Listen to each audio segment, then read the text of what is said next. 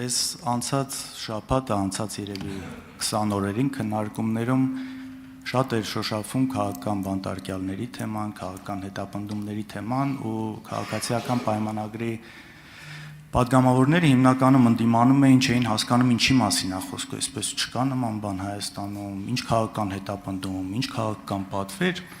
հենց նոր Նիկոլ Փաշինյանի ասած, այն դասական օրինակներից է քաղաքական հետապնդման պատվեր իջացնելու դատարանների, քննչականների մնացածի վրա։ Եթե երկրի վարչապետը ասում է, այսինչը պետքա նստի, այսինչը պետքա ունեզրկվի, սա քաղաքական պատվեր է, սա նորմալ չի ժողովուրդ, սա հակասում է եվրոպական ստանդարտներին, ժողովրդավարությանը, այն ամեն ինչին, ինչի համար դուք պայքարել ու եկել եք։ Խոսքը նրա մասին չի, գործընթացներ կարան լինեն, բայց սա այն ոնց էր ասում, այստեղ ժամանակին կար մարդ նստում էր, ասում էր, բայց պոզով պոչով է ալնում, բայց պոզով պոչով է այս պատվերը ալնում։ Ափաշկյարա օրը ցերեկով այս ամեն ինչը արվում է անընդհատ։ Մեկ էլ էս որ բողոք է հնչում դատարաններից, էլի, ես անկեղծ չեմ կարող հասկանամ, ինչից եք դուք դժգոհ, ինչ ուզում եք անում են։ Մի մարդ, որ SMS-ով BDԽ կառույցի ղեկավարը հեռացնում, SMS-ով ու բոլորը երևի մի քանի դատավոր կա այս երկրում, որ ձեր ուզածը չեն անում։ Մի քանի դատավորի մասին է կարող է խոսքը, ովքեր այդ բանը ունեն, անկախություն ունեն։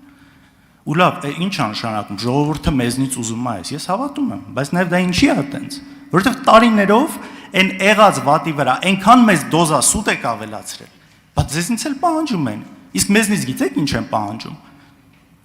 Մեզնից ընդհանուր ընդդիմությանը, որ նայեք 500,000-ից ավել ձայն է տվել։ Մեզ էլ ասում են Արցախը կործանած, հազարավոր զոհեր բերած, այդ պիղծ դավաճանը ինչի է մինչև հիմա կարում լինի այս բան։ Մեզնից էլ այդ են պահանջում, բայց ժողովրդավարությունը հենց այդ է, դատական համակարգի անկախությունը հենց այդ է, երբ որ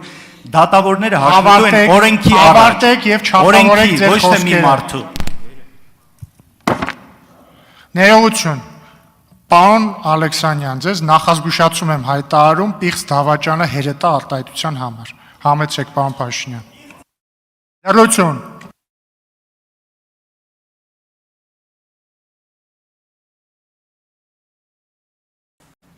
Ինչ գիտեի ոնց է աշխատում, համեցեք։ Մեկ։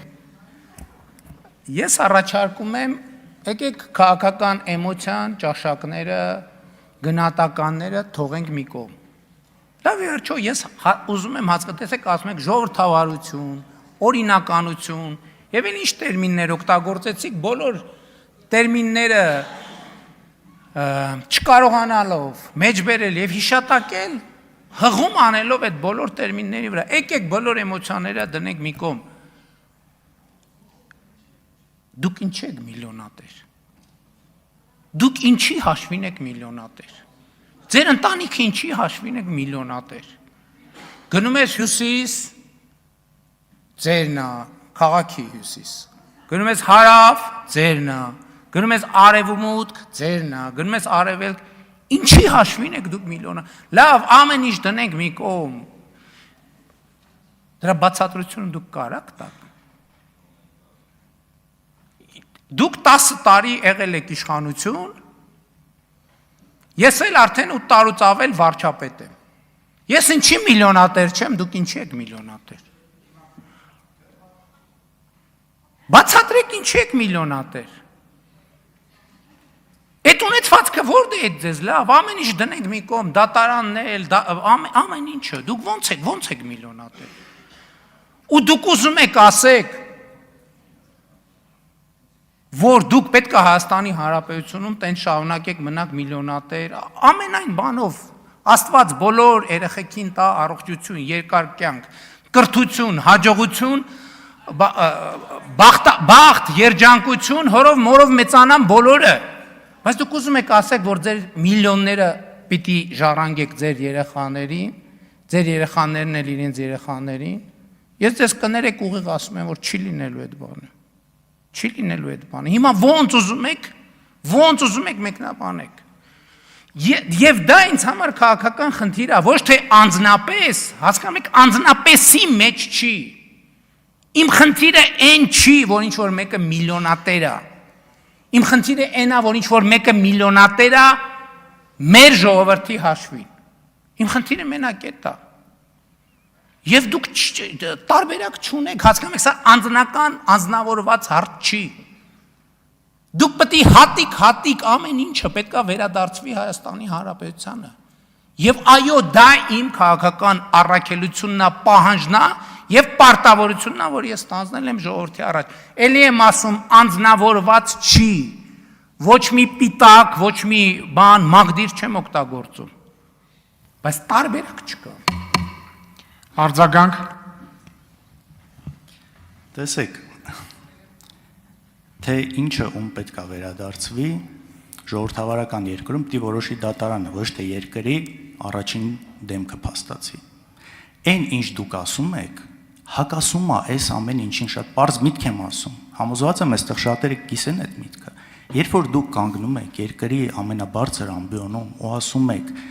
դու չես կարա ժառանգես կամ բան, ու զուգահեռ գործ կա դատարանում, սա ուղիղ ճնշում է դատարանի վրա։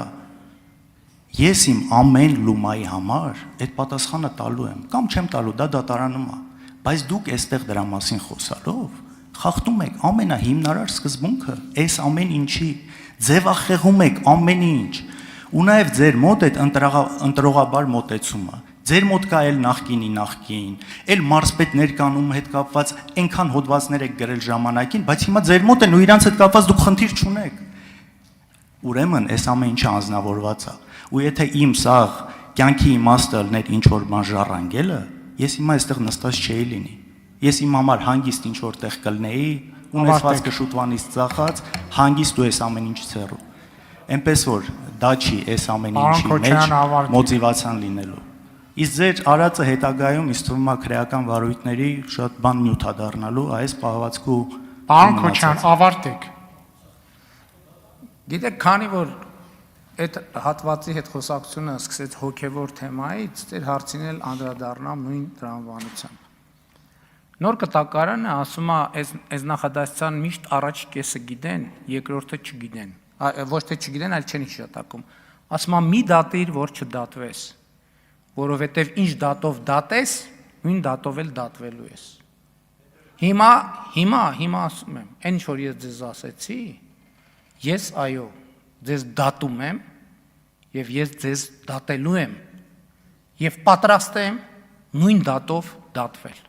Շնորհակալ եմ։